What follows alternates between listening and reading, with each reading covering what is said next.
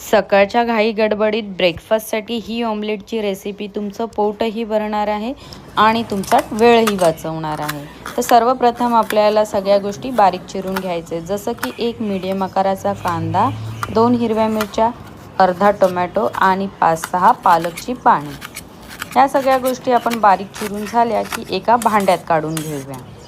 आता याच्यात 3 ते 4 अंडी फोडून घ्यायची आहेत। अंडी फोडून झाली की चवीनुसार मीठ, बारीक कुटलेली काळी मिरी पावडर घालायची आहे। आता यात आपल्याला 2 मोठे चमचा गव्हाचं पीठ घालायचं आहे। सगळ्या गोष्टी आपल्याला व्यवस्थित अशा मिक्स करून घ्यायचे।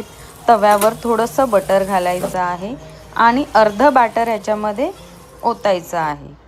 आता याच्यात 2 चीजचे स्लाइस टाकायचे आहेत आणि वरून उरलेलं बॅटर ओतायचं आहे। दोन्ही बाजून छान असं खरपूस भाजून घ्यायचं आहे। तयार आहे गरमागरम ऑमलेट, तेही अगदी पटकन। एन्जॉय करा वरून खूप असं चीज घालून आणि केचप सोबत।